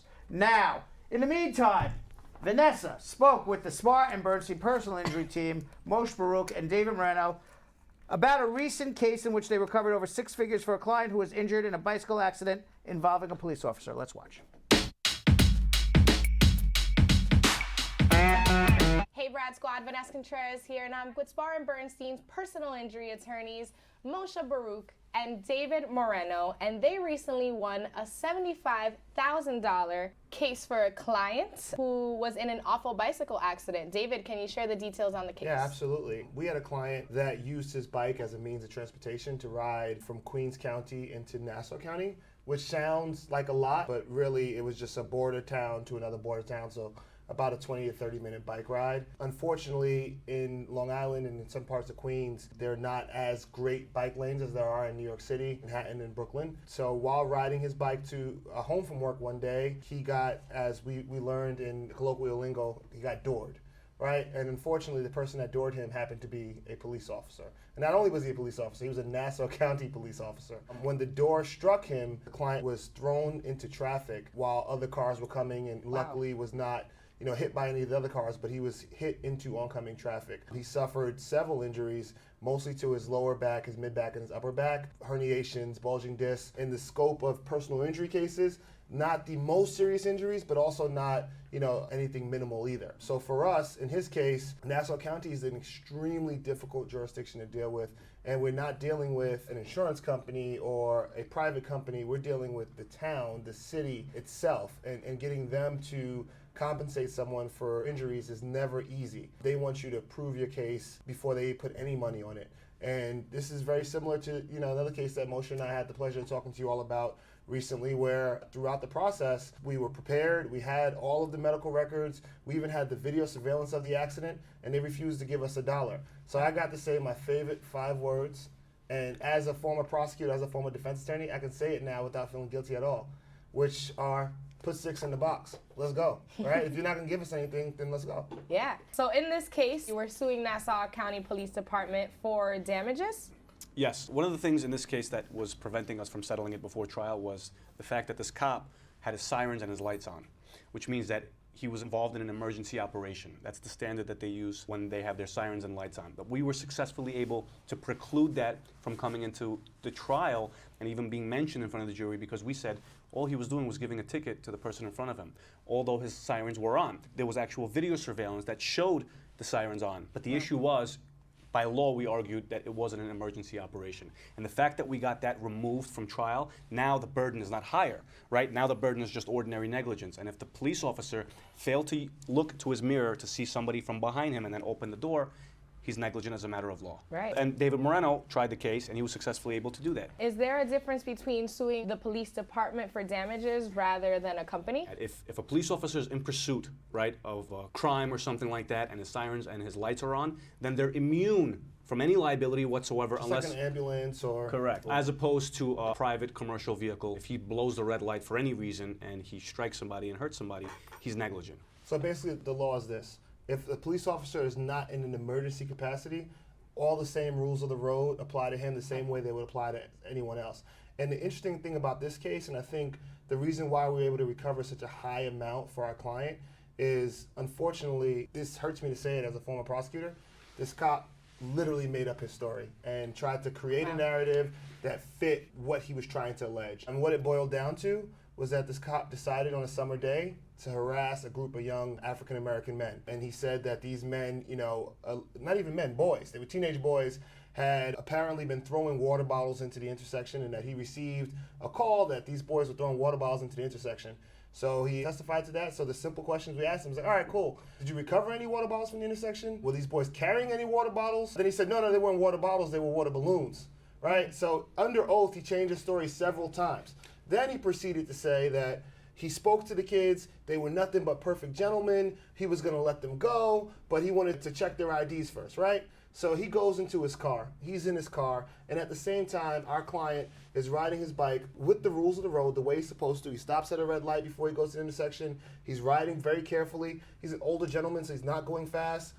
Then the cop wants to say, well, my partner was actually outside with this group of youths, which is a really, interesting term, for a police officer to say. My partner was out there by himself, so I didn't know what was going to happen, so I had to get to him quickly. So we pretty much caught him in the fact that, there was no emergency happening. These boys were actually going to be not even issued a ticket, and that he just wasn't looking, right? But instead of just saying, you know what, I screwed up, this was an accident, and frankly, if he did that, maybe this wouldn't turn out the way it did for our cop. But because he tried to make up a story and be an experienced trial attorney, and both just trying to give me credit, but the both of us really went in on this cop to the point where the judge urged the city to resolve this case with us. One of the main reasons you need to undermine credibility on the stand on a witness is because it's exactly what he's talking about. First of all, he's a cop, right? People in Nassau County, they give more credibility to police officers just naturally. So Right. what Moreno did was he undermined this police officer's credibility so that the jury can see that this cop wasn't your average, Nassau County police officer. This guy came to lie. And he did that because he wanted to avoid being responsible for the accident. And when he undermined the credibility, that's when the numbers started coming out during the trial. But remember, before the trial, the offer was $0. $0. Actually, even after the trial started, the offer was still $0. We have an injured client, and it's actually really important to know your audience, know your forum, right? Knowing the landscape of Nassau County, knowing some of the challenges that you go into. We don't handle cases where we're given a file and then we look at some papers and that's it. We go to the scene of the crime. We familiarize ourselves with the scene of the crime. We know, or crime or injury or whatever it is. We know that landscape. And also knowing that Nassau County can be pretty conservative, it's really paramount in jury selection to sift through those biases. Because I can tell you the first day we were in jury selection, when I asked the very, very simple question, are you more likely or less likely to believe somebody because they're a police officer? Overwhelmingly, they were saying that they were more likely to believe someone just because they were a police officer. You have to get an entirely new panel So I as got a result of that. 3 panels in a row completely struck because they were so biased. Wow. So knowing that, right, and asking the correct questions, asking the tough questions, not being scared, and frankly, I don't care if we're on the show, not giving a damn. Because at the end of the day, we're there to zealously advocate for our client. Yeah. And I don't care if I offend you, doesn't matter. You're not the right person for our jury. And with the result, I mean, all your hard work and your efforts were demonstrated in the case. $75,000 from $0. Another job well done. Thank you, Moshe, David, for sharing the case with me. And Brad Squad, for any personal injury cases, please contact us at 1-800-529-5465. All right, Julian, we got to do something we like to call social media checker. All right, our first one comes from Brown Michelle saying, hey, Brad, good day. This is Angie Love. I love watching your show on Facebook. I'm a naturalized citizen on Medicaid Section 8 food stamps. My son receives SSI. Will this affect filing for him? He overstayed. If I get off today and start filing, is there a period in which I have to be off in order not to be denied for filing for him? 3 years off, yes. The next one comes from Abel Robinson, and he says, I am at NVC stage, excuse me, but now a Nigerian living in Nigeria. Can travel ban affect me because I filed my application before the ban took effect, or did I need a waiver? There is no waiver for the travel ban. If you're trying to get an immigrant visa abroad from Nigeria, you're not getting it right now. Tammy saying, does the public charge affect me if I filed before 10/15? If you filed an adjustment before 10/15, it's not a problem. If it's an I-130 only, it does affect you. This one comes from Shaikh Ibram. He says, my brother is a citizen. He filed for my I-130 last year. Can I apply for a visitor's visa in case if I didn't get the visa, does it affect my case, which already filed for me? You can always file for a visitor's visa, but if your brother's already filed a green card for you, you're not getting a visitor's visa because you've already shown an intent to get a green card and not an intent to visit and return home. Janice Williams-Smith saying, would a speeding ticket stop you from getting your citizenship? My son went to an interview. No, it won't. There's no law that says bad driver, no citizenship. Deji says, squad, a friend of mine and his friend came in together, but they have been divorced before they came in for vacation. Is it going to be difficult for my friend to adjust his status since his else wife refused to travel back? No, your ex-wife has no bearing on whether you get a green card or not. Nikki saying, my husband has a 7-year-old in Antigua. He is an American citizen. Can the child come here? He adjusts the child's status. So I guess the husband is an American citizen, and they want to know if they can bring the 7-year-old from Antigua and adjust If the child was born when the father was already a citizen, that child's probably a U.S. citizen as it is. You can come with a visitor's visa with the intent of visiting, and if you file an adjustment after 90 days, you can. But if you come with an intent to visit and get a green card, you got a problem, even as a 7-year-old. Next one comes from Emmanuel Waif. He says, our sister is a U.S. citizen and she filed an I-130 F4 for my brothers in 2011. The brothers are not married, but they are above 25, and also the brothers are located in Ghana. How long does it take? 2011? 2011. About 4 more years. Samantha's saying, I just became a U.S. citizen. I will be filing for my elderly mother. If USCIS imposed a bond for her because of this new public charge rule, how does the bond work? You pay it.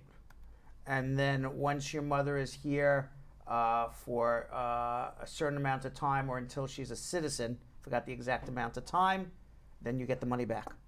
And as long as she did not take any government assistance.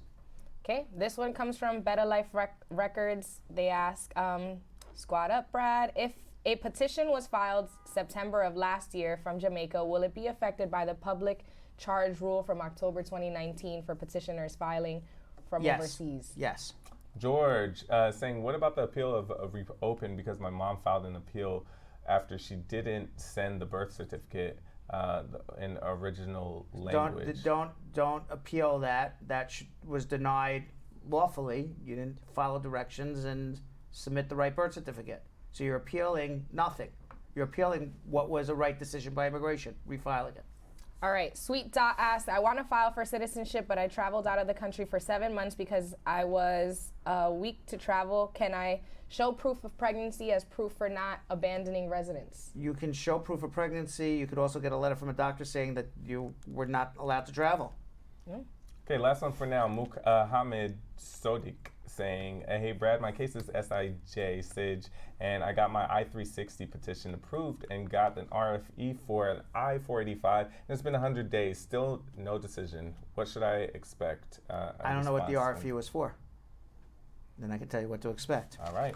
All right, with that being said, this year is the Chinese New Year, the lunar year of the rat. Yes, it is. I don't like the rat year. I don't either. I'm not liking that rat year. Yeah. Well, it was celebrated on January 25th to February 8th. Not that I don't like the Chinese New Year, I just don't like the rat. I wish they would come up with a different animal for this year. Our very own Vanessa Contreras, a.k.a. Nesquick, joined in on the festivities. Great. She celebrated the China Institute's Chinese New Year Family Festival, and she had a blast. Let's watch. Hey Brad Squad, I'm Vanessa Contreras, and today we're celebrating Chinese New Year at the China Institute in downtown Manhattan, also known as Lunar New Year or the Spring Festival. This new year ushers the Year of the Rat, the first animal in the Chinese zodiac and the start of the new 12-year cycle. Over 1 billion people celebrate the Chinese New Year and make it one of the most widely celebrated holidays in the world. New York City goes all out with festive events, including today's Family Festival here at the China Institute. Let's go check it out.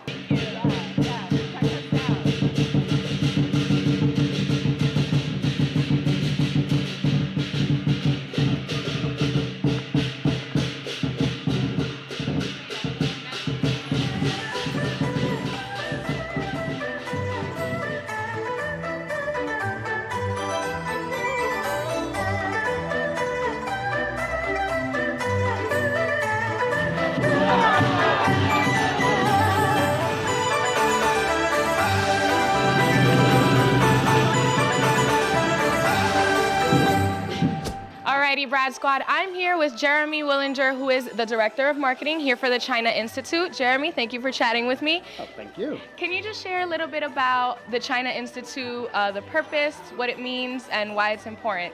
Sure. The China Institute's been around for 93 years, and we were founded to help educate Americans about China. We do that today through a variety of different platforms and programs and events. You're here for our Family Festival, which is one of our biggest community events. We love opening up our doors and welcoming in hundreds and hundreds of kids and families from throughout the neighborhood and throughout New York City. Jeremy, I'm looking forward to all the activities that we have going on today, and you mentioning that you bring in hundreds and hundreds of people. How many guests are you guys expecting today? Well, we have over 500 signed up. We have a number of workshops here that people have pre-signed up for, including dumpling making and lantern making and shadow puppetry and story time. Thank you so much, Jeremy. However, I'm looking forward to the dumpling class. You should. So, that is a heart filler and a stomach filler at the same time. It's a great opportunity to learn. That's what I'm here for. Alrighty, Brad Squad, I'm here with Lucas Benarderte, who is a special young man who has been studying Mandarin since he was very young, and he's here to share with me some of his experience with Chinese culture. Lucas, can you share with me how long you've been learning Mandarin? I've actually been learning Mandarin for about 7 years. I started in another school, Avenues, where I did 1 day English, 1 day Mandarin immersion, and now I'm just taking classes at the China Institute. Which means that you can share with me how to properly say Happy New Year's in Mandarin, correct? How do you say it? 新年快乐. And I know that you can actually share with us some Chinese music that you're familiar with, so you can sing the Zodiac Animals song, which are the 12 animals that passed the Emperor's race to become the Zodiac Animals. Okay, and how does that jingle go? 鼠, 牛, 虎, 兔, 龙, 蛇, 马, 羊, 猴, 鸡, 狗, 猪, which are all the Zodiac animals. Yeah, Lucas is definitely going to be my Mandarin professor for today. You're such a phenomenal young man. You are how old? I'm 12 years old. I turned it about a week ago. Oh, you just turned 12. Okay, Lucas, now can you share with me a little bit of your or your family's immigration story? My dad is actually from Turkey, but you can trace his origins back to Spain when his ancestors were forced to move to Turkey. For my mom's side, my mom's parents are actually from Chile, and then they had to cross over to Argentina after a coup, and then they moved to Mexico, then after that Puerto Rico, and then finally my mom managed to come to the United States. Excellent, Lucas. Thank you so much for sharing all of that Chinese New Year information, and let's go have some fun and some activities.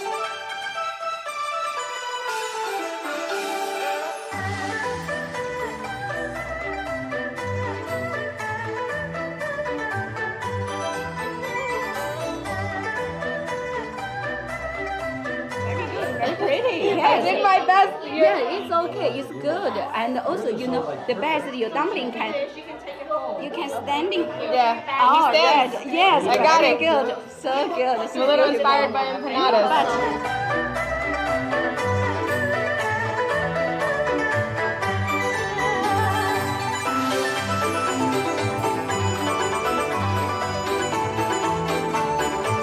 Alrighty, Brad Squad. So today I confirms that my zodiac sign, my Chinese zodiac sign, is the goat.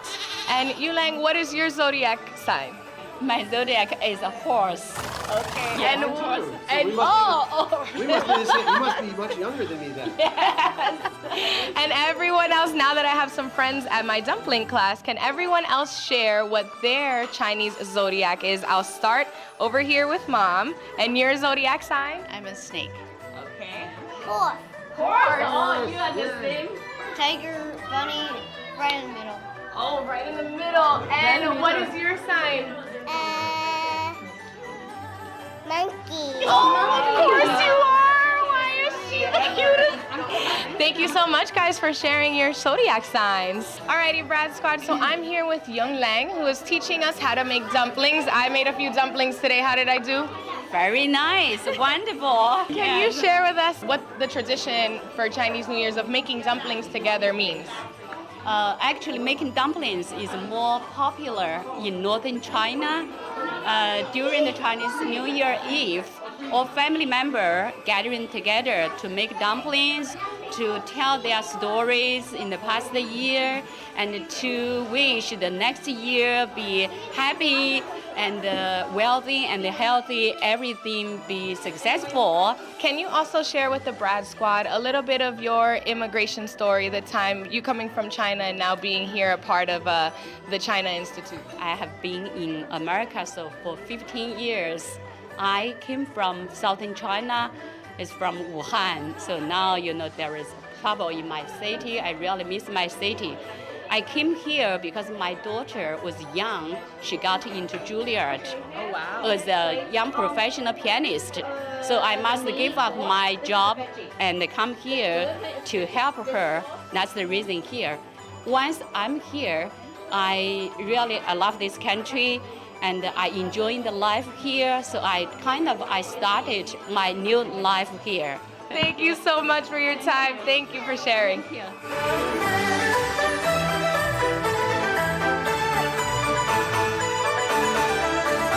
Alrighty, Brad Squad, I'm here in our lantern class at the China Institute with Alana and Danielle. Ladies, you guys have been working hard in this class here. Danielle, tell me about your lantern. I was trying to make it abstract. However, it's not looking like a rat, but I mean, it whatever. was your take on a rat. There you go. It's your take I on had it. the color scheme. Alana, what did your lantern, your original lantern idea, and what did it turn out to be? So originally, it was supposed to be a pastel lantern, and then you see, it didn't go well. I kind of gave up. We're only missing some ears, but other than that, we got the idea. And how did you originally come across the China Institute, and what brings you guys here? Well, I just like to expose her to different things. I take her to different places, different things, to see all things around, Chinese, Japanese. We've done pretty much all the countries. We've done India, Jamaica. I take her to different stuff. If you know how to seek out, you can find different things. And so I'm queen of seeking out. Now, Alana, what kind of experience is that for you to be a part or see a part of so many different cultures? Oh, it's really fun because I get to learn things I never learned in school or at home. That's so special, and that you have someone that's guiding you through that. It's going to bring you so many great lessons. Now, since we are in the midst of Lunar New Year, can you share what your Chinese zodiac sign is? Oh, I'm a dog. Alana, what's your Chinese zodiac? I'm a rat. Oh, so this is your year, girl. Yeah. It's going to be a great year. I guess. The start of a new decade. Alana, Danielle, thank you so much. I hope you enjoy the rest of your day here at the China Institute.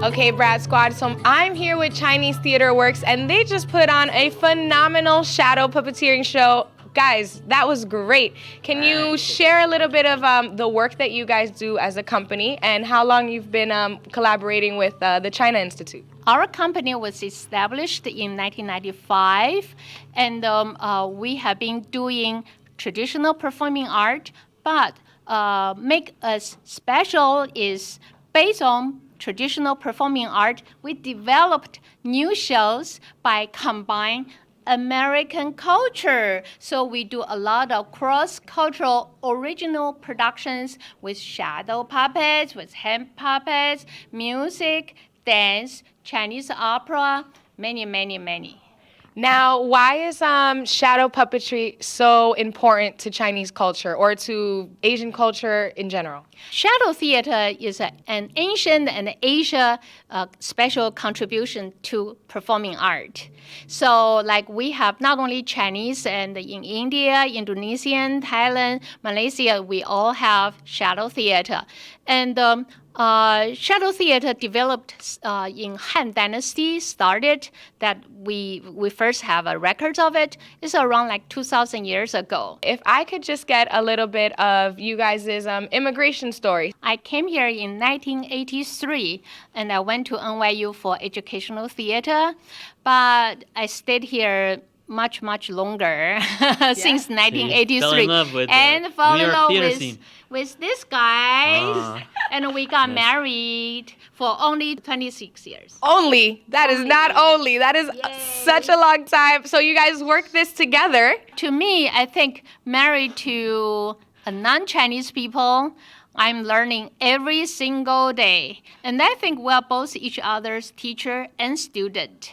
So we learned it, and we write the script together, make puppets together, direct together, perform together, travel together, teach together. It's really a wonderful American life, and I'm very happy to stay in America. Alrighty, Brad Squad, and now I get an exclusive interview with the stars of today's show. So you guys were wonderful. Can you tell me how you felt during your performance today?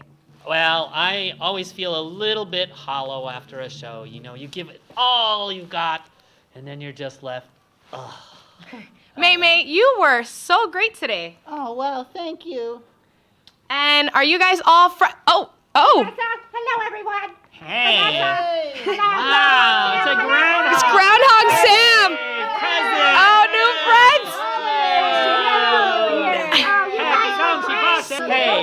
Hey, wait a second. How come you get your own holiday and us mice, we only come around once every 12 years? Hey, Huh? wait a minute here, because I have a bone to pick with you. I was wondering why you get your own year and the groundhog doesn't. Well, I just want to let you know, if you ever get tired one year of representing, just let us groundhogs know. We'll pick it up for you. All right. And then we'll give you We'll let the Rat Jade Day. Emperor know. Well, guys, that settles it. I think we've made some great friends today. Exactly. Exactly. Happy New Year. Alrighty, Brad Squad, that wraps up my day here at the China Institute celebrating Chinese New Year, where I got to make some dumplings, meet some new friends, and celebrate the Year of the Rat. Happy Lunar New Year to you all. Alrighty, the Year of the Rat. That was fun. Rats. Apparently, my I mean, year, the rat the is year of like the a rat. lucky thing. It's like it's a good It is. thing. Not in my family. Yeah. Or in New York City, but. In New York City, you get a rat, you're like, damn. Hell no. I don't want Don't no want rats. All right. When you say rats, that's not good. That's bad. good. Yeah. Well. You're like, damn rats. All right. So we're gonna do 3 immigration questions in 2 seconds. That's speedy. So we're doing 3 speed round, 3 questions, 2 seconds. Now we're gonna do 15 immigration questions in 1 minute and 45 seconds. That means no coughing, Nesquick. No, I'm. Are you in it able to win get? it. Are you able to do it without coughing? Yes. Do you need any masks No, to wear? I'm good. You're good. All right. I'm in the you ready? clear, team. I promise. You ready? Yep. All right. Let's go. If you've already received your EAD, will filing for VAWA cancel it? No. How long after I reschedule my naturalization test would I have to wait to get my next one? Probably 120 days. How long will it take to approve F2A visa for a child 20 years old and abroad? Probably years. How can I prove a bona fide marriage with my wife who lives abroad? Correspondence, pictures, you visit each other. If the sponsor is a veteran getting SNAP, will it affect the process? Yes. Can I apply for a change of status for my wife and 2 kids as a green card holder? No, you gotta be a citizen. Have a 2-year-old son who I claim on my tax return, but he's living with his dad now in our home country. Do I need to show proof of supporting him when applying for citizenship? You may. I filed for my paperwork in December 2019. Will the public charge affect me? If it was an adjustment, no. If it's an I-130, yes. Is there a fine if my mother overstayed the visa date? To file an adjustment, no fine. What if the sponsor is, oh, you read this one. Do I have the file taxes for my before petitioning for my spouse? You have to have your taxes up to date for the interview. I have emergency Medicaid. Hope this will not affect my adjustment status, will it? No. Can an undocumented immigrant register an LLC company? Yes. My I-130 is in process. How can I work? You get a work permit somehow. I am American. My son was born in Venezuela. He's 19. Can I bring him? You can file for him, yeah. My parents are a green card holder. They're traveling out the country for 162 days. Are they going to be questioned on public charge on the way back? No, because it's 6 months is 180. And we did it. Woo! And we did it. And we did it. You know, it's crazy. The balloons didn't come down. Yeah, right. Where's the party? I have these huge balloons up there. Julian, you need to start celebrating us. All right. Pizza, and Jenny from the Cubicle, they were in ladders all day long. Okay. And they didn't come down. And they didn't come down. What's up with that? 3 hours I saw them preparing the balloons. 3 hours? 3 hours. I'm like, where the hell are they? They're still up there. I can't even reach them. Can you, if you get on the table, can you rip it down? No, I can't even do that. You can't it's rip so it. high. No. It's so high up. Crazy. Just confetti somewhere. Just something. You know what we need? Superstar. You know what we need? We just need like a box of confetti here. When we do it, we'll just do it ourselves. Right. We did it. We did it. In case of because it's so anticlimactic when we do Right. it. I know. And it's like a disaster. We blow ourselves up when we don't. Yeah. So it's like whole when we're, thing. you know, it's like it's very negative. How come we didn't think of that sooner? Like it's so quick to blow us up, but when we do make it, Yeah. that's it. Good job. Good job, team. It's like Ron J. Roberts did this whole entire thing. You know, Mr. Negativity, Ron J. Roberts, you know, he blows up the studio, but if we win something, we get nothing. There it is. Hey. Okay. I'll take the sound effect. Baby steps. Sounds like Julian's Baby killing steps. some cats out in the back. Stop killing those cats. All right, comments of the day. Comments of the day. Comments of the day.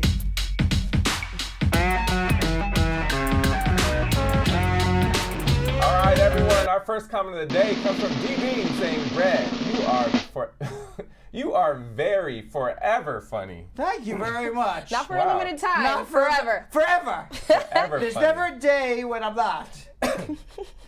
There are days when I'm not You were funny. especially funny today, though. Adam. Really? Yeah, you were like extra funny. I don't even find myself funny today. I thought I'll you were watch funny. later. I may laugh. Yeah, you'll probably laugh. Alrighty, our next I'm comment. still disturbed from that movie Parasite. I don't know if I could be funny and think about that movie. This one comes from Donette Connolly, and she says, "This is the best team on YouTube. Squad up." I agree with that. Tell all your friends and family. That's right. And share. Yes. All right, our third comment of the day comes from Vibrant Vern 38 saying, "Brad, always I'm honored to join your show. Even when I'm busy, my earpods are always charged to listen, ride, and whistle." All right, very nice. On it. That's nice. Okay, and our last comment of the day comes from Don Harriet. "The law offices of Spar Bernstein has the best lawyers in the U.S." I like that too. I like to think I that like too. that too. I also have a comment of the day from Yo-Yo's friend Prince, who said to me, Yes. "You have a great show. How come you don't have more people watching?" This is true. I don't know. That's true. This is true. Right? We Was gotta that a share. comment today? How come you don't have enough That's more a good people one. watching? I don't know. Right. By the way, the comment wasn't Prince's. The comment of the day was me saying, "I don't know." All right, we'll see you tomorrow. Thanks for watching. So, Sam, as part of the production, we have to say this disclaimer at the end of the show. Do you mind reading it for me? Okay, but you know, Brad, I have to do everything around here. It's bad enough I've got to remember everything that happened on the episode from the previous day. Forget it. I'll do it. The proceeding was information only and not specific legal advice. Consult an attorney about your individual situation. Prior successful results do not guarantee a similar outcome in the future. To make an appointment with the Spar and Bernstein law firm located at 225 Broadway in New York City, call 1-800-529-5465. That's 1-800-529-5465. Easy to remember, 1-800-LAW-LINK. That's 1-800-LAWLINK.